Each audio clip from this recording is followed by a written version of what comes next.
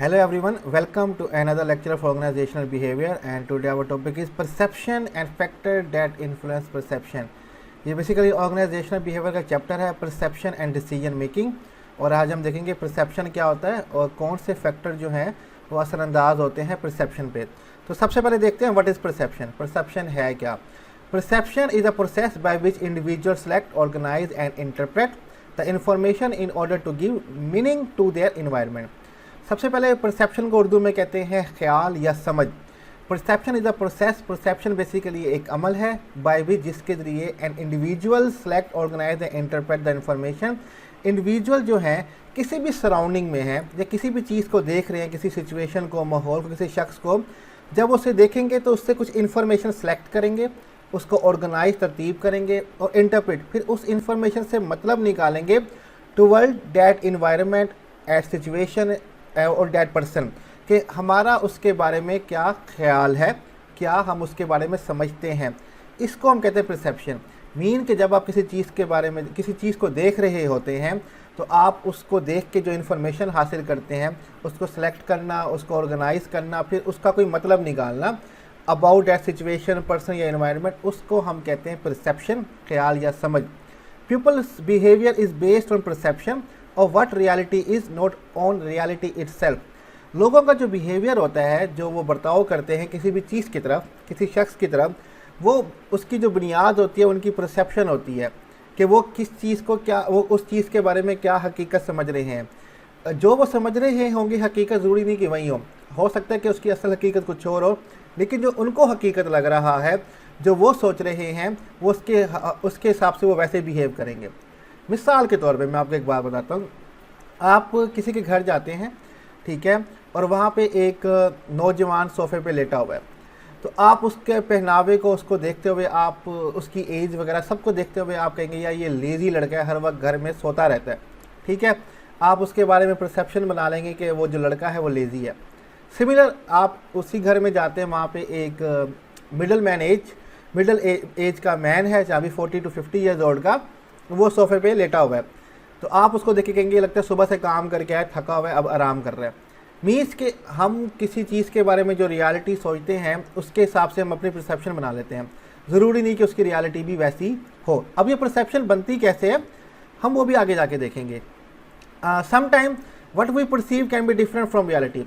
बाज़ औक़ात जो हम किसी चीज़ के बारे में ख्याल करते हैं, समझते हैं, वो डिफरेंट हो सकता है रियलिटी से, हकीकत से, जो बात मैंने अभी पहले की। फॉर एग्जाम्पल, मिसाल के तौर पे all employees in the firm may view it is a great place to work. तमाम एम्प्लॉय ये सोच सकते हैं कि जो फर्म जहाँ पे हम काम करना चाह रहे हैं या कर रहे हैं वो बहुत ही अच्छी जगह होगी काम करने के लिए। फेवरेबल वर्किंग कंडीशन, वहाँ पे जो वर्किंग सहूलतें होंगी बड़ी फेवरेबल होंगी। रिस्पॉन्सिबल मैनेजमेंट, इंतज़ामिया जो होगी वो बड़ी काबिल होगी, रिस्पॉन्सिबल होगी। एक्सीलेंट बेनिफिट, वहाँ पे बहुत फ़ायदे मिलेंगे। But most of us know, लेकिन हम से बहुत लोग जाते हैं, it is unusual to find such agreement. बहुत ही मुश्किल होता है इस तरह की एग्रीमेंट यानी कि सिचुएशन को फाइंड करना जहाँ पे प्लेस बहुत अच्छी हो, इंतज़ामिया बहुत अच्छी हो। लेकिन हम अक्सर नौजवान आज के यही ख्याल करते हैं कि जब हम नौकरी करने जाएंगे तो ज़िंदगी चेंज हो जाएगी, ठीक है। लेकिन वो जो देख रहे होते हैं बस उस इंफॉर्मेशन के हिसाब से वो परसेप्शन बना रहे होते हैं, लेकिन रियलिटी क्या होती है बिल्कुल ही डिफरेंट होती है। अब कौन से अनासिर हैं जो हमारी परसेप्शन पे असरअंदाज होते हैं या हमारी परसेप्शन को बनाने में मददगार साबित होते हैं, वो देख लेते हैं। फैक्टर्स दैट इन्फ्लुएंस परसेप्शन, ठीक है। हम वो अनासिर देखते हैं जो कि हमारी परसेप्शन पे असरअंदाज होते हैं। तो हम इसको कंटिन्यू करते हैं। A number of factors operate to shape and sometime distort perception. बहुत सारे फैक्टर्स हैं जो बाज़ों का शक्ल देते हैं और बाज़ों का बिगाड़ देते हैं हमारी परसेप्शन को। These factors can reside in perceiver or target being perceived or in a context of situation in which the perception is made। ये जो अनासिर हैं जो कि हमारी परसेप्शन बनाते हैं या बिगाड़ते हैं, ये बेसिकली किस में डिसाइड करते हैं? ये फैक्टर हो सकते हैं परसीवर के अंदर। मीन्स कि जो शख्स किसी चीज़ को देख रहा है, उसके बारे में परसेप्शन बना रहा है, उसके अंदर भी ये फैक्टर्स हो सकते हैं। और टारगेट बीइंग परसीव्ड, जिसको हम टारगेट करें, जिसके बारे में परसेप्शन बना रहे हैं, वो खुद असरअंदाज हो सकता है हमारी परसेप्शन पे। और in the context of the situation, और जिस सिचुएशन में हम किसी चीज़ के बारे में सोच रहे हैं या जिसके बारे में परसेप्शन बना रहे हैं, उसका जो साको सबाक होगा वो भी असरअंदाज हो रहा होगा। द परसेप्शन इज मेड, जो हम ख्याल किसी चीज़ के बारे में बना रहे होंगे। Let look at the figure in next slide to better understand this. हम एक फिगर देखते हैं बेटर अंडरस्टैंड करने के लिए जो फैक्टर हमारी परसेप्शन बनाते हैं या बिगाड़ते हैं। ये हमारे पास यहाँ पे एक डायग्राम है, देख सकते हैं यहाँ पे परसेप्शन लिखा हुआ है। अब परसेप्शन को बनाने में सबसे पहले हमारे पास है सिचुएशन, ठीक है, माहौल, time, work setting, social setting, कि क्या टाइम है, क्या वर्क सेटिंग होगी, क्या सामाजिक सेटिंग होगी, उसको वो बड़ी इंपॉर्टेंट रखते हैं हमारी परसेप्शन बनाने में, ठीक है। इसकी हम एग्जांपल भी देंगे आपको, ठीक है। द टारगेट, ठीक है, जो जिसके बारे में हम परसेप्शन बना रहे हैं, सिचुएशन, शख्स या कोई चीज़ के बारे में, उसकी बड़ी इंपॉर्टेंस है हमारी परसेप्शन बनाने में। उसकी साइज़ हो गया, इंटेंसिटी हो गई, बैकग्राउंड हो गया, नोवेलिटी हो गई, प्रोमोक्सिटी हो गई, इमोशंस हो गई, ये तमाम चीज़ें बहुत असरअंदाज करती हैं। फाइनली द परसीवर, जो खुद यानी कि किसी चीज़ को परसीव कर रहा है, यानी कि जो शख्स परसेप्शन बना रहा होगा, लाइक कि मैं किसी चीज़ के बारे में परसेप्शन बना रहा हूँ, मेरा अपना एटीट्यूड, मेरे मोटिव्स, मेरा इंटरेस्ट, मेरा एक्सपीरियंस, मेरी एक्सपेक्टेशन जो है, ये तमाम बातें जो है मेरी परसेप्शन बनाने में मददगार साबित होंगे। आप इन वर्ड्स का मीनिंग कहीं से गूगल से भी सर्च कर सकते हैं, डिटेल करेंगे तो बहुत लेंथी लेक्चर बन जाएगा, ठीक है। नेक्स्ट हमारे पास देखते हैं कि आगे हमारे पास क्या है। अब हम देखते हैं फैक्टर डैट इन्फ्लुएंस परसेप्शन। जो तीन चीज़ें हमने बताई हैं, सिचुएशन, टारगेट और परसीवर, वो कैसे असरअंदाज होते हैं। When you look at the target to interpret what you see, जब आप किसी चीज़ को देखते हैं, किसी टारगेट को देखते हैं, ये जानने के लिए कि आप क्या देख रहे हैं, your interpretation is influenced by your personal characteristic। आप जो उस चीज़ के बारे में, उस शख्स के बारे में तो नतीजा निकालेंगे, वो डिपेंड करता है आपकी ज़ाती खसूसियात के ऊपर। सच एज आपका एटीट्यूड कैसा है, ठीक है, आपकी पर्सनैलिटी, शख्सियत कैसी है, आपकी मोटिव, मकसद क्या है जिसकी वजह से आप उसको देख रहे हैं, इंटरेस्ट, दिलचस्पी कैसी है, ज़्यादा है, कम है, नेगेटिव, पॉजिटिव, आपका पास्ट एक्सपीरियंस उस चीज़ के साथ कैसा रहा है, आपकी उम्मीदें क्या हैं। ये तमाम बातें बहुत ज़्यादा असरअंदाज करती हैं जब हम किसी चीज़ के बारे में परसेप्शन बना रहे होते हैं। फॉर एग्जाम्पल, मिसाल के तौर पे, if you expect young people to be lazy, you may perceive them as such regardless of their actual trait. अगर आप ये उम्मीद करते हैं या ये सोचते हैं कि हमेशा यंग जो लोग होते हैं वो लेज़ी होते हैं, ठीक है, तो आप हमेशा यही परसीव करेंगे कि वो लेज़ी ही होते हैं regardless of their actual trade, जबकि हकीकत में वैसे नहीं होंगे। जैसे मैंने पहले मिसाल दी कि आप किसी के घर जाते हैं, वहाँ पे यंग बच्चा जो है वो सोफ़े पे सो रहा है, तो आप यही कहेंगे ये लेज़ी है, क्योंकि आपने अपने माइंड में पहले से ये उसके बारे में उम्मीदें जो है वो लगा रखी हैं। आपकी एटीट्यूड, आपका एक्सपेक्टेशन जो है उससे वो यही है कि वो लेज़ी होगा, ठीक है। हत्ता कि मे बी वो सारा दिन काम करके आया हो और अब आके आराम कर रहा हो, लेकिन आपकी अपनी जो पर्सनैलिटी, एटीट्यूड, इंटरेस्ट या पास्ट एक्सपीरियंस, एक्सपेक्टेशन है, वो आपकी उस नौजवान के बारे में परसेप्शन बना रही है, ठीक है। नेक्स्ट हमारे पास है कैरेक्टरिस्टिक्स ऑफ द टारगेट। जिसके बारे में हम परसेप्शन बना रहे हैं उसकी अपनी क्या खसूसियात हैं। We observe characteristics of target we observe can affect what we perceive. जो टारगेट जिसको हम ऑब्जर्व कर रहे हैं उसकी खसूसियात भी जो हैं वो हमारी परसेप्शन पे असरअंदाज होती हैं। Loud people are more likely to be notice in the group than the quiet one. जो ज़्यादा आवाज़ में बोलने वाले लोग होते हैं मोस्टली वो ग्रुप में ज़्यादा उनको यानी कि लोग ज़्यादा नोटिस कर रहे होते हैं as compare to quiet one, जो कि खामोश होते हैं। तो हमारी परसेप्शन उन लाउड पीपल के बारे में बनना शुरू हो जाएगी। जो खामोश होंगे हम उनके बारे में कहेंगे ये तो अच्छे हैं, खामोशी से बैठे हैं, जबकि हो सकता है जो कि खामोश हो वो उस तरह का ना हो जिसके बारे में हम परसेप्शन बना रहे हैं। तो एक की जो टारगेट जिस सिचुएशन को हम नोटिस कर रहे होंगे वो उसकी अपनी खसूसियात जो हैं वो उसके बारे में परसेप्शन बना रहे होंगे। मिसाल के तौर पे किसी के घर में डेथ हो गई है, ठीक है, और कोई शख्स आया है जो बड़ा बन ठन के परफ्यूम वगैरह लगा के आया हुआ है, तो मे बी आप उसके बारे में गलत परसीव कर लेंगे या किसी के घर डेथ हुई है, ये तैयार श्यार हो, कैसे किसी शादी पे जा रहा हो, तो आप उसके बारे में परसेप्शन बनाना शुरू कर देंगे because of its own characteristics, ठीक है। या सिचुएशन के हवाले से भी हम कर सकते हैं। फाइनली हमारे पास आता है कॉन्टेक्स्ट, ठीक है, कि सियाको सबाक जो होता है उस चीज़ का उसके वो भी बड़ी इंपॉर्टेंट होती है कि मिस सिचुएशन जो है वो बड़ी इंपॉर्टेंट है। अब इसकी हम मिसाल देखेंगे, आपको अच्छी तरीके से समझ आ जाएगा। The time at which we see an object और event can influence our attention. वक्त जो होता है जब हम किसी चीज़ या इवेंट को देख रहे होते हैं वो हमारी अटेंशन पे असरअंदाज हो रहा होता है। For example, at a night club on Saturday night you may not notice a young guest dress in a modern way. एक नाइट क्लब है, सैटरडे नाइट है, हफ्ते की रात का दिन है, सुबह संडे है, छुट्टी है, तो वहाँ पे जो गेस्ट आया हुआ है उसने मॉडर्न ड्रेस पहना हुआ है, ठीक है। Yet that same person wear that same modern dress for your Monday morning management class would certainly catch your attention. वो गेस्ट जो आप सैटरडे नाइट क्लब में मॉडर्न ड्रेस पहन के आया हुआ है, अगर वही शख्स मॉर्निंग क्लास यानी कि सुबह की आपकी क्लास के अंदर उस तरह का मॉडर्न ड्रेस पहन के आ जाए तो आपको अजीब लग रहा होगा कि ये इतना बन ठन के इतना स्टाइलिश होकर क्यों आया हुआ है, ये तो क्लास का टाइम है। तो सिचुएशन जो है वो उस टारगेट के बारे में, उस शख्स के बारे में परसेप्शन बना रही है, जबकि वो शख्स हमें बिल्कुल ठीक लग रहा था नाइट क्लब के अंदर, अच्छी ड्रेसिंग पहनी हुई थी उस क्लब के हिसाब से। लेकिन जब वो स्कूल में पहन के आए तो हम कहेंगे यार कितना बेवकूफ़ है, किस तरह का ड्रेस पहन के आया हुआ है, हमारे ख्यालात और नज़रिए जो हैं वो डिफरेंट होने लग जाएंगे उसके बारे में। तो सिचुएशन भी बहुत ज़्यादा असरअंदाज करती है हमारी परसेप्शन पे। Not the perceiver change not the target but situation is different. इस एग्जाम्पल के अंदर ना ही परसीवर चेंज हुआ है ना ही टारगेट चेंज है, लेकिन सिचुएशन चेंज होने की वजह से हमारी परसेप्शन जो है वो चेंज हो सकती है। तो आज का जो हमारा टॉपिक था कि परसेप्शन क्या होता है, हम वो ख्याल या समझ को कहते हैं। किसी भी चीज़ को देख के जो इन्फॉर्मेशन हम सेलेक्ट करते हैं, ऑर्गेनाइज करते हैं, फिर उसका जो मतलब निकालते हैं वो हमारी परसेप्शन होती है। नेक्स्ट हमने देखा कौन से फैक्टर जो है परसेप्शन पे असरअंदाज होते हैं, शेप या डिस्टॉर्ट करते हैं हमारी परसेप्शन को। उसमें सिचुएशन, टारगेट और परसीवर तीनों असरअंदाज होते हैं, तीनों हमारी परसेप्शन बनाते हैं। तो हमने देखा अपने जो शख्स किसी को परसीव कर रहा होता है उसकी अपनी करैक्टरिस्टिक्स असरअंदाज होती हैं उसकी परसेप्शन बनाने में। जिसके बारे में परसेप्शन बना रहे होते हैं, जो टारगेट होता है, उसकी करैक्टरिस्टिक्स भी असरअंदाज होती है। और फाइनली सिचुएशन जो है वो बहुत ज़्यादा असरअंदाज होती है हमारी परसेप्शन बनाने में। उम्मीद करता हूँ कि आपको आज का लेक्चर समझ आ गया होगा। स्लाइड्स का लिंक डिस्क्रिप्शन में मैं दे दूँगा, आप वहाँ से देख सकते हैं, डाउनलोड कर सकते हैं स्लाइड्स को। और कोई भी क्वेश्चन टॉपिक से रिलेटेड हो आप कमेंट में हमसे पूछ सकते हैं। अपना ख्याल रखिएगा। अल्लाह हाफिज़।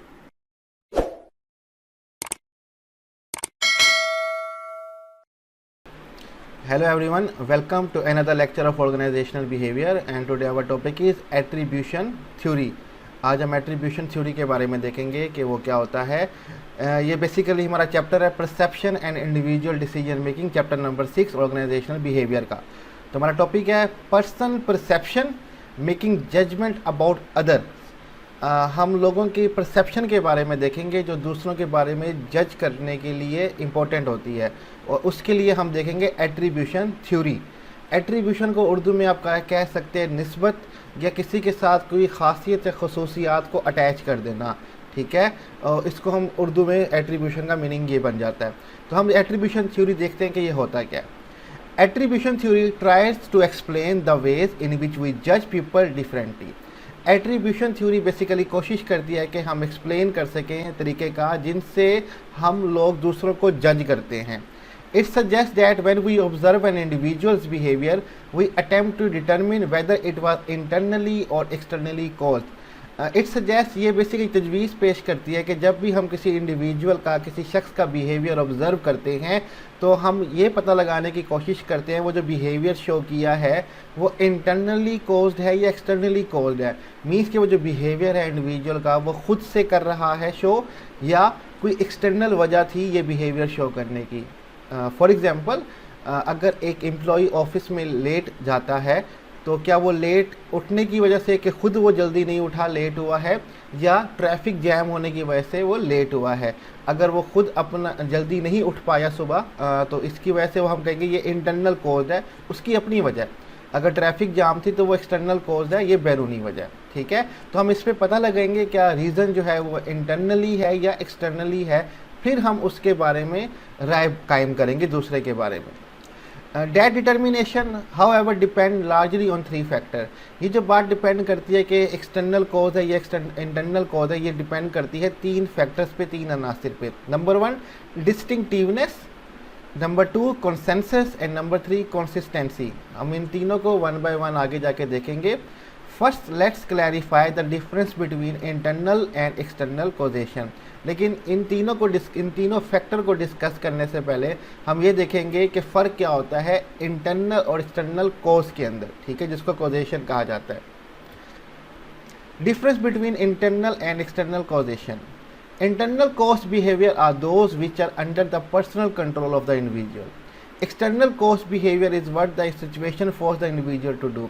अब इंटरनल कॉज बिहेवियर जो है किसी भी शख्स का जो रवैया होगा, ये वो रवैया होगा जो उसके अंडर कंट्रोल होगा, उसके ज़ाती तौर पे कंट्रोल होगा और वो अपनी मर्ज़ी से ये बिहेवियर शो कर रहा होगा। और एक्सटर्नल कोज बिहेवियर वो बिहेवियर होगा जो सिचुएशन इंडिविजुअल को मजबूर करती है ये बिहेवियर शो करने से। जैसे मैंने पहले बताया कि कोई एम्प्लॉई अपने ऑफिस में लेट आता है तो उसकी रीज़न ट्रैफिक जैम भी हो सकती है। तो एक्सटर्नल फैक्टर जो है वो कोज कर रहे हैं एम्प्लॉई को डैट बिहेवियर शो करने के लिए। If one employee is late for work you might attribute that to his partying till late night and then oversleeping. अगर एक एम्प्लॉय काम पे लेट आता है तो आप कह सकते हो, आप ये उसके अंदर आप एट्रीब्यूट कर सकते हो या आप उसके साथ कोई खसूसियात जोड़ सकते हो कि वो रात देर तक पार्टी करता रह गया और ज़्यादा देर सोता रह गया। This is an internal attribution, इसको हम इंटरनल एट्रीब्यूशन का नाम दे देंगे, ठीक है। अंदरूनी शख्स की जो निस्बत होगी या खसूसियात होंगी उसका हम इसको नाम दे देंगे, ठीक है। But if you attribute his arriving late to an automobile accident that tied up the traffic then you are making external attribution। लेकिन अगर आप उसके साथ ये खसूसियात डाल देते हैं कि उसका जो लेट आना है वो रास्ते में ट्रैफिक एक्सीडेंट हो गया था, तो एक्सटर्नल हमारे यहाँ रीज़न बनी है उसके लेट आने की, तो इसको हम कह देंगे एक्सटर्नल एट्रीब्यूशन के बैरूनी एक खसूसियात या कोई वजह थी जो उसके लेट आने की बनी है। नेक्स्ट चलते हैं, हम एट्रीब्यूशन थ्योरी के जो 3 फैक्टर्स हैं वो देख लेते हैं। डिस्टिंक्टिवनेस, इम्तियाजी होना, फ़र्क होना। अगर एक शख्स 2 जगहों पे मुख्तलिफ बिहेवियर शो करता है तो इट्स मीन के कोई ना कोई वजह बैरूनी हो सकती है कि एक जगह पे वो टाइम पे आ रहा है, यानी कि 2 जगहों पे वो जाता है, एक जगह ऑफिस है, एक जगह दूसरी जगह पे भी काम करने जाता है। तो सपोज करें एक जगह पे वो टाइम पर है, दूसरी जगह पे नहीं आता, तो मीन्स कोई एक्सटर्नल रीज़न ही होगी, वरना वो दोनों जगहों पे टाइम पे ना ही जाता अगर उसको आदत होती लेट जाने की। तो इसके बारे में हम देख लेते हैं। Distinctive refer whether individual show और display different behaviour in different situation. Distinctiveness जो है ये रेफ़र करती है कि इंडिविजुअल जो है क्या वो शो करता है या डिस्प्ले करता है डिफरेंट बिहेवियर, मुख्तलिफ बर्ताव इन डिफरेंट सिचुएशन, मुख्तलिफ सूरत हाल में। The employee who came late at work is also one about other colleague complained that blow of commitment। अगर कोई एम्प्लॉय लेट आता है अपने काम पे और उसके बारे में दूसरे कोलीग्स जो हैं वो भी कंप्लेन करते हैं कि ये अक्सर अपनी कमिटमेंट ब्लो ऑफ कर देता है, तो हम समझ लेंगे कि ये इंटरनल रीजंस है उसकी, ठीक है, यानी कि वो खुद से ऐसा ही है। लेकिन हम आगे देखते हैं। We want to know is whether this behaviour is usual. हम ये देखना चाहते हैं कि यह बिहेवियर यूजुअल है, आम रूटीन में होता है या नहीं होता। If employee show different behaviour in different situation then his or her behaviour is external attribution. अगर एक एम्प्लॉई जो है वो डिफरेंट बिहेवियर शो करता है डिफरेंट सिचुएशन के अंदर, तब जो उसका बिहेवियर होगा वो एक्सटर्नल एट्रीब्यूशन की वजह से होगा। But if it is not we will probably जज the behaviour to be internal. लेकिन वो हर सिचुएशन में ही लेट आता है, हर सिचुएशन में ही सेम बिहेवियर है उसका, तो तब हम कहेंगे ये उसकी इंटरनल रीज़न है, वो खुद ही यानी कि वो इस तरह का बिहेवियर शो करता है कि बैरूनी वजह नहीं हो सकती। तो ये अगर उसके यानी कि मुख्तलिफ सिचुएशन में उसका बिहेवियर डिस्टिंक्टिव है, मुख्तलिफ है, तो हम कहेंगे कि एक्सटर्नल कोज है। अगर हर जगह वो सेम बिहेवियर शो करता है तो हम कहेंगे ये उसकी अपनी ही वजह है, अपनी ही खसूसियात है जिसकी वजह से वो लेट आता है। नेक्स्ट हम देखते हैं कोसेंसिस, हारमोनी, इत्तफाक हो जाना। If everyone face similar situation respond in the same way we can say behaviour show consensus. अगर हर कोई सिमिलर सिचुएशन को फेस कर रहा है और रिस्पॉन्ड भी एक ही तरीके से करता है तो हम इस बिहेवियर को कहते हैं कंसेंसिस, हारमोनी, एक जैसा इत्तफाक। The behaviour of our tardy late employee meets this criteria if all employees who took the same route to work were also late. अगर हमारा एक जो एम्प्लॉय है जो लेट आता है अक्सर, ये क्राइटेरिया उसके लिए फ़िट होता है अगर तमाम एम्प्लॉय उसी रूट से आते हैं जहाँ से वो आता है और वो भी लेट हो जाते हैं, तब हम कहेंगे कि ये जो है रीज़न एक्सटर्नल है। From an attribution perspective, if consensus is high, you would probably give an external attribution। अगर ये इत्तेफाक तमाम एम्प्लॉयज़ के साथ जो सेम ही रूट से आ रहे हैं, हर वक्त लेट आ रहे हैं, ये ज़्यादा है, तो हम कहेंगे ये जो रीज़न है ये एक्सटर्नल एट्रीब्यूशन है, बाहर की वजह से वो ये बिहेवियर शो कर रहा है। तो द एम्प्लॉय टार्डीनेस, उसके लेट आने की जो वजह है वो बाहर की है, उसकी इंटरनल ये खासियत नहीं है। ये हमारे पास कॉन्सेंसिस हो गया। नेक्स्ट हमारे पास है कंसिस्टेंसी, मुस्तकिल मिजाजी। अगर कोई डेली लेट आता है तो वो उसकी एक्सटर्नल रीज़न है। अगर वो कभी कभार लेट हो जाते हैं तो हम कहेंगे कि वो एक्सटर्नल है, कोई ट्रैफिक जाम हो सकता है, कुछ भी हो सकता है, या कोई अगर बिहेवियर शो करता है हर टाइम एक जैसा, तो हम कहेंगे ये ऐसा ही है। जैसे कि पेपर्स क्या कहते हैं, आप कह सकते हैं कि हर वक्त दूसरों का खाना खा जाना, कभी कभी खा जाए, एक्स्ट्रा भूख लगी तो हम कह सकते हैं कि यार वो 1-2 दफ़ा खाया, हमेशा ऐसा नहीं करता, लेकिन वो हमेशा ऐसा ही करता है तो यानी कि वो है ही ऐसा, ठीक है। तो finally an observer look for consistency in the person action. आखिरकार जो ऑब्जर्वर है, मुशाहिदा करने वाला है, वो किसी भी शख्स के एक्शन के अंदर कंसिस्टेंसी देखता है कि मुस्तकिल मिजाजी है या नहीं। Does the person the same way over time, के शख्स हमेशा ही ऐसे रहता है। A person come 10 minute let's in 1 or 2 days in a month would be perceive consistency. अगर कोई शख्स अपने ऑफिस में 10 मिनट लेट आता है 1 या 2 दफ़ा एक महीने के अंदर, तो हम ये नहीं कहेंगे कि उसकी जो बिहेवियर है वो कंसिस्टेंसी है, उसके अंदर मुस्तकिल मिजाजी है। If employee is consistent in getting office late then it is mostly to be consider internal attribution. अगर एक एम्प्लॉय डेली ही लेट आता है ऑफिस के अंदर, तब हम कहेंगे ये जो रीज़न है वो इंटरनल एट्रीब्यूशन है, उसकी अपनी खास खसूसियात ही ऐसे कि वो हमेशा लेट आता है। मीन्स कि अगर एक शख्स हर वक्त एक ही बिहेवियर शो करता है कि तो फिर हम ये कहेंगे कि वो उसकी इंटरनल रीज़न है, कोई बैरूनी रीज़न नहीं है कि हर वक्त एक्सपोज एक स्टूडेंट हर वक्त फेल आता है, तो ये यानी कि उसकी अपनी वजह है। अगर वो ज़िंदगी में कभी एक दफ़ा फेल हुआ है तो इट्स मीन कोई बैरूनी वजह हो सकती है जिसकी वजह से वो एक दफ़ा स्टडी नहीं कर पाया। Figure in next slide summarize the whole concept. Next slide में हमारी फिगर है जो पूरे कॉन्सेप्ट को क्लियर कर देगी। जैसे कि आप देख सकते हैं कि ऑब्जर्वेशन है, इंटरप्रिटेशन है और एट्रीब्यूशन ऑफ कोर्स है।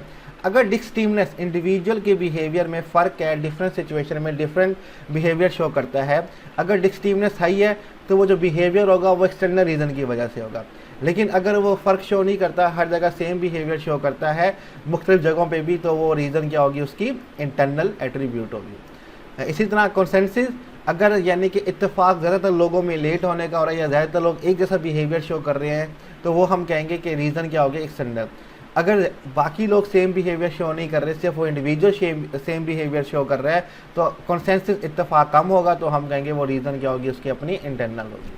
फाइनली कंसिस्टेंसी, अगर मुस्तकिल मिजाजी ज़्यादा होगी, ठीक है, कि हर वक्त ही वो लेट आता है, तो हम कहेंगे ये रीज़न उसकी क्या है, इंटरनल के, हर वक्त ही उसकी कंसिस्टेंसी बहुत हाई है।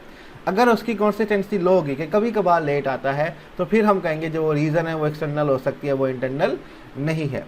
तो यहीं पे हमारा जो एट्रीब्यूशन थ्योरी का टॉपिक है वो अपने अख्ताम पे पहुंचता है। उम्मीद करता हूँ कि आपको लेक्चर की समझ आ गई होगी। स्लाइड्स का लिंक मैं डिस्क्रिप्शन में दे दूँगा, वहाँ से डाउनलोड कर सकते हैं, और कोई भी क्वेश्चन हो आप कमेंट में मुझसे पूछ सकते हैं। अपना ख्याल रखिएगा। अल्लाह हाफिज़।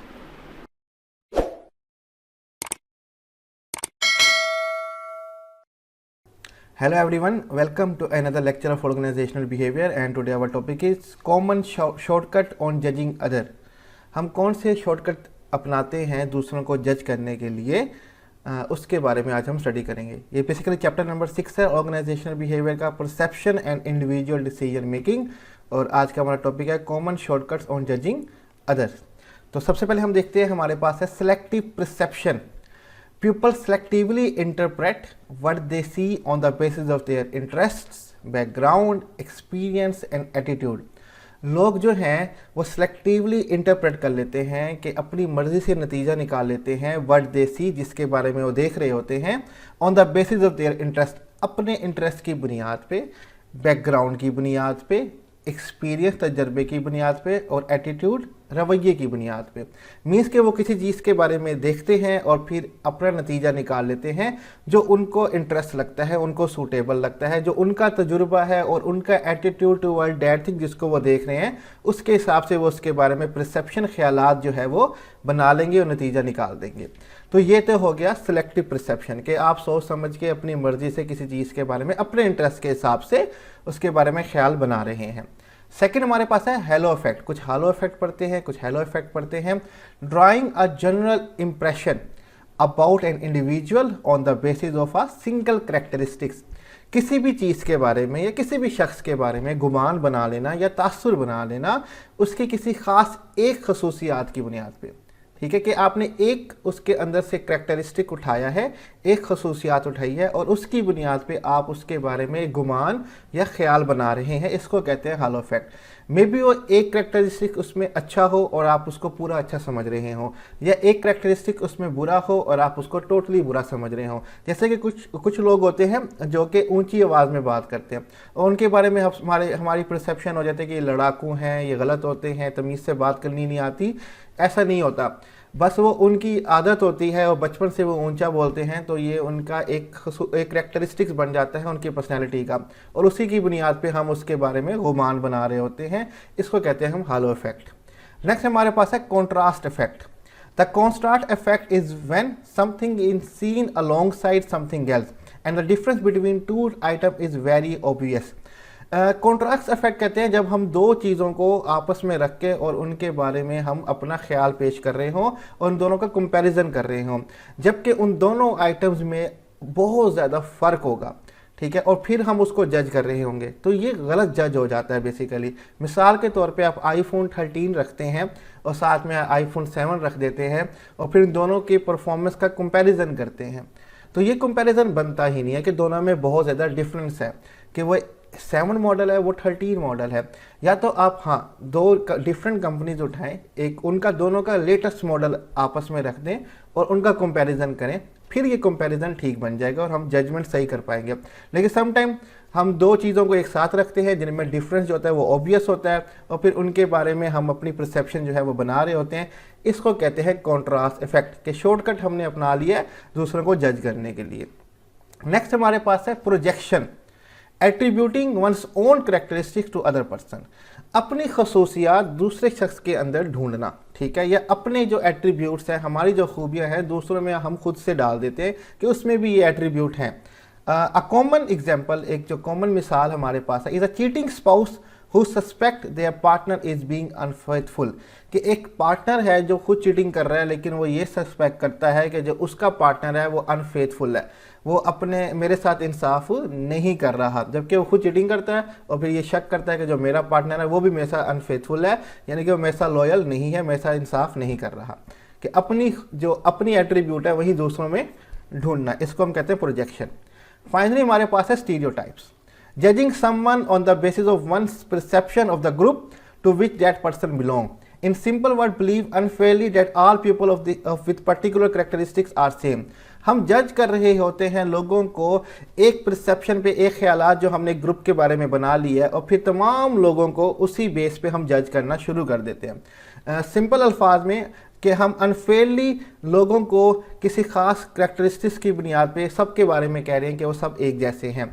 स्टीरियोटाइप को उर्दू में कहते हैं दकियानूसी ख्यालात। मिसाल के तौर पे जैसे कि कहा जाता है कि 9/11 अमेरिका में अटैक किया गया उसामा बिन लादेन के थ्रू। अब उसामा बिन लादेन एक मुस्लिम था, उसके ग्रुप ने अटैक किया और उसकी ग्रुप के बारे में जो लोगों के ख्यालात हैं वो सब के बारे में कह दिया गया कि मुस्लिम आर टेररिस्ट, ठीक है। तो एक ग्रुप की वजह से तमाम ग्रुप्स को आप गलत कहते हैं। जिस तरह से इंडिया में कोई मिसाल दी जाती है कि गुजरात में नरेंद्र मोदी ने मुसलमानों को कत्ल किया था, अब इट डजंट मीन कि तमाम जो हिंदू होते हैं वो वैसे ही होते हैं, ठीक है। तो मीन्स कि आप किसी एक चीज़ के बारे में टोटली परसेप्शन जो है वो नहीं बना सकते। ये दकियानूसी ख्यालात होते हैं जो गलत होते हैं, जो स्टीरियोटाइप हम किसी के बारे में भी बना देते हैं। तो ये इसको हम कहते हैं स्टीरियोटाइप के शॉर्टकट, हम जज कर रहे हैं दूसरे को इस बुनियाद पे, ठीक है। तो यही पे हमारा जो आज का टॉपिक है वो एंड पे होता है। स्लाइड्स का लिंक मैं डिस्क्रिप्शन में दे दूंगा, आप वहाँ से डाउनलोड कर सकते हैं और टॉपिक के रिलेटेड कोई भी क्वेश्चन आप कमेंट में मुझसे पूछ सकते हैं। अपना ख्याल रखिएगा, अल्लाह हाफिज़।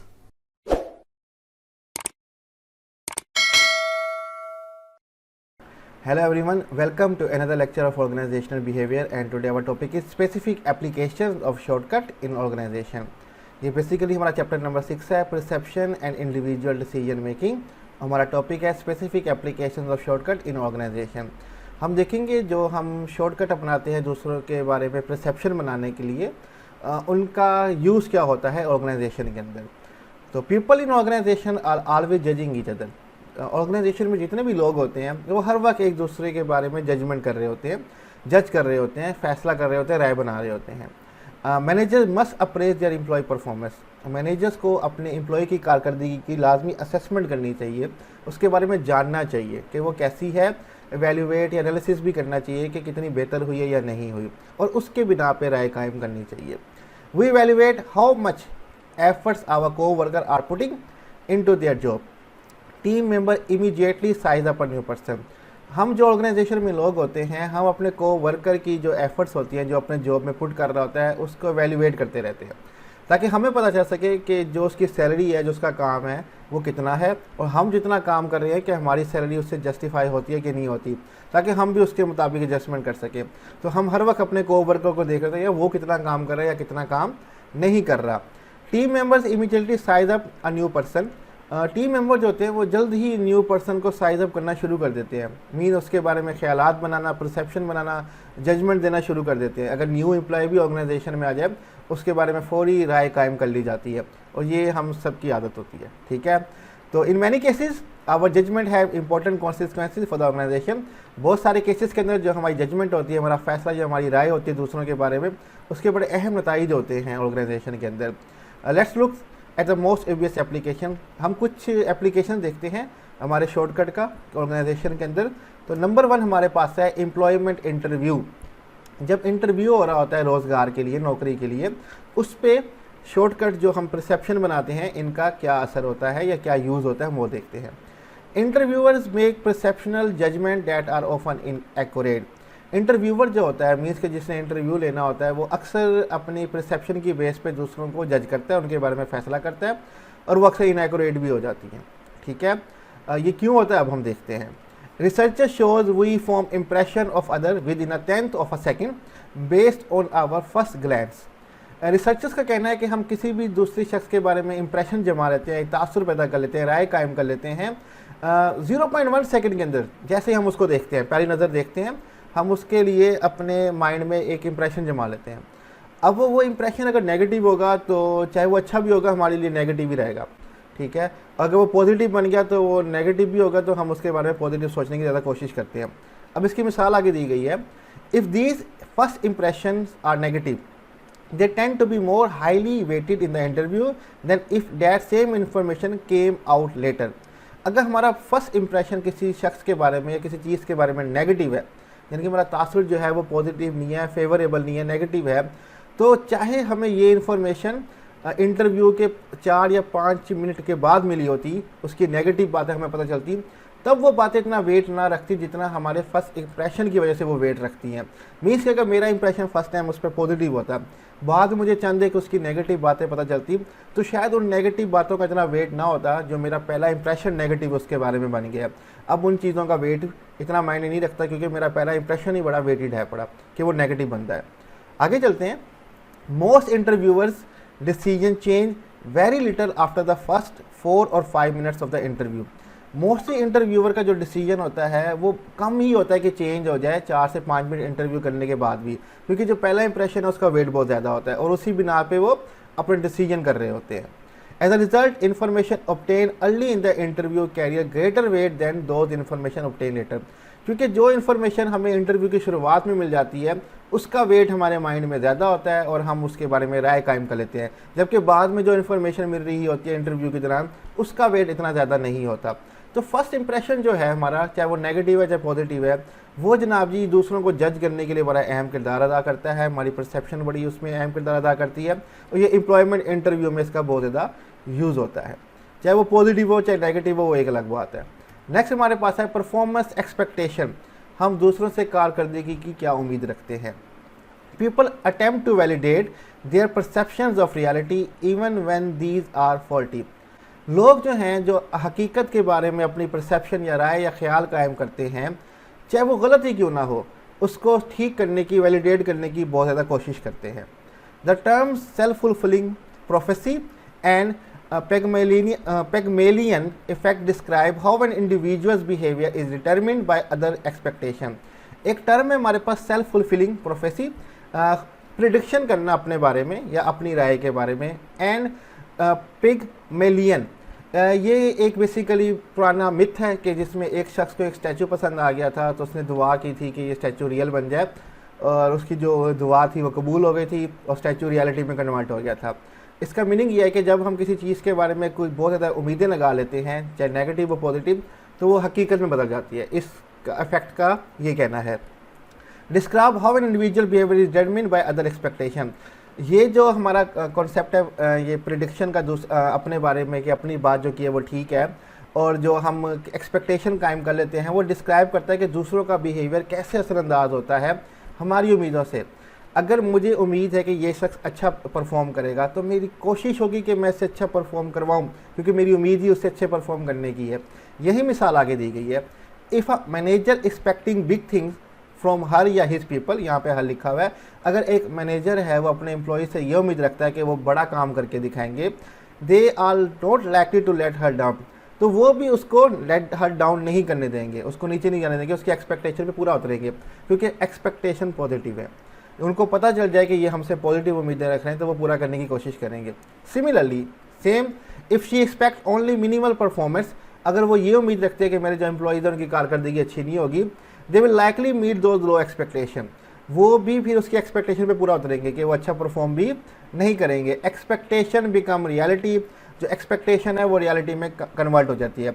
पिग्मेलियन इफेक्ट और सेल्फ फुलफिलिंग प्रोफेसी इसी बात को साबित करती है कि जैसी आप उम्मीद रखेंगे वैसा ही रियलिटी में कन्वर्ट हो जाएगा, लेकिन ज़रूरी नहीं कि ये बात हकीकत भी हो।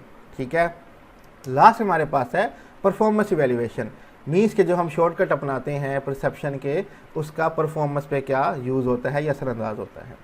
N employee's future is closely tied to the appraisal, promotion, pay raises and continuation of employment are among the most obvious outcome. किसी भी एम्प्लॉय का जो फ्यूचर है उसका ताल्लुक जो होता है बंधा हुआ वो होता है अप्रेजल के साथ, उसकी जो असेसमेंट की जा रही होती है।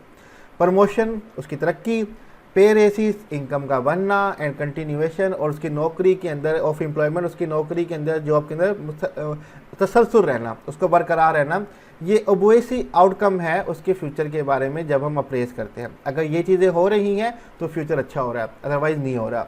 Also the appraisal can be objective, for example a sales person is appraised on how many dollar of sale he generate in his territory. अब अप्रेजल जो है वो ऑब्जेक्टिव भी हो सकता है, मीन्स के हम कह सकते हैं कि प्रूफ के साथ, लॉजिकल। ठीक है, मिसाल के तौर पे एक सेल्स पर्सन है, हम उसकी असेसमेंट करते हैं कि वो कितने डॉलर जनरेट करता है अपनी टेरिटरी के अंदर, अपने एरिया के अंदर। ठीक है, यहाँ पे मैनी को इग्नोर कर दीजिएगा कि अगर हम ऑब्जेक्टिव तौर पे रैशनली हम जज अप्रेस कर रहे हैं, असेसमेंट कर रहे हैं, ये बिल्कुल ठीक तरीका है कि वो कितने सेल्स जनरेट करता है, हम उसके बारे में राय कायम करें, इट्स ओके। लेकिन हमारे पास एक और है जिसमें हम फीलिंग्स का इस्तेमाल करते हैं, जो कि गलत हो जाता है। Jobs are evaluated in subjective term, हम फीलिंग्स इमोशन की बुनियाद पे भी जज कर रहे होते हैं। यहाँ पे ऑब्जेक्टिव आएगा रैशनल और सब्जेक्टिव आएगा फीलिंग्स की बुनियाद पे। Subjective evaluation often necessary are problematic because all the error we have discussed thus far, selective perception, contrast effect, halo effect and so on affect them. Subjective evaluation जो होती है तो often necessary के हत्ता कि वो कभी कभी ज़रूरी भी होती है, लेकिन problematic होती हैं बिकॉज उनमें एरर आ सकता है। क्योंकि जैसे हमने डिस्कस किया लास्ट लेक्चर में, जब हम सेलेक्टिव परसेप्शन करते हैं, कॉन्ट्रास्ट इफेक्ट करते हैं, हालो इफेक्ट करते हैं, सो ऑन, जो भी बाकी हमारे शॉर्ट टर्म थे जज करने के, वो अक्सर गलत साबित हो जाते हैं, तो उनका असर पड़ता है परफॉर्मेंस एवेल्यूएशन के अंदर। ठीक है, तो अगर हम सब्जेक्टिव होंगे तो मे बी हमारी जो एवेल्यूएशन है वो रॉन्ग हो सकती है, लेकिन ऑब्जेक्टिव होंगे तो काफ़ी हद तक वो ठीक होगी। तो ये बेसिकली हमारे पास स्पेसिफिक एप्लीकेशन और शॉर्टकट इन ऑर्गेनाइजेशन थे। थोड़ा सा कॉम्प्लिकेटेड टॉपिक था, लेकिन अगर ध्यान से सुनेंगे तो इंशाल्लाह आपको समझ आ जाएगा। इन स्लाइड्स का लिंक मैं डिस्क्रिप्शन में दे दूंगा, आप वहाँ से डाउनलोड कर सकते हैं, और कोई भी टॉपिक से रिलेटेड कोई क्वेश्चन हो तो आप मुझसे कमेंट में पूछ सकते हैं। अपना ख्याल रखिएगा, अल्लाह हाफिज़।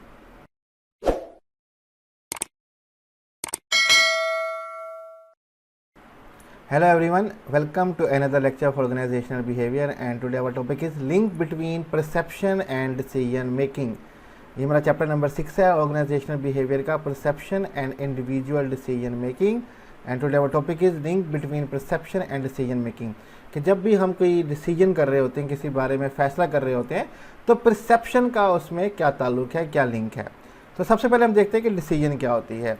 Decision, a choice from two or more alternative is decision. जब दो या दो से ज़्यादा मुतबादिल चीज़ों में फैसला किया जा रहा हो, चॉइस की जा रही है, उसको कहते हैं हम डिसीजन। ठीक है, हमारे पास दो या दो से ज़्यादा अल्टरनेटिव है, उनमें से एक चॉइस करनी है या एक चूज़ करना है, उसको हम कहेंगे डिसीजन। ठीक है, manager at all levels make decision. तमाम लेवल्स पे, चाहे वो टॉप लेवल मैनेजर्स हो, मिडिल लेवल हो, लोअर लेवल्स हो, मैनेजर्स जो होते हैं वो डिसीजन फैसला कर रहे होते हैं। Top level make decision about organization goals. जो टॉप लेवल ऑफ मैनेजर्स होते हैं वो ऑर्गेनाइजेशन के गोल्स जो होते हैं, ऑब्जेक्टिव जो होते हैं, उनके बारे में फ़ैसले लेते हैं।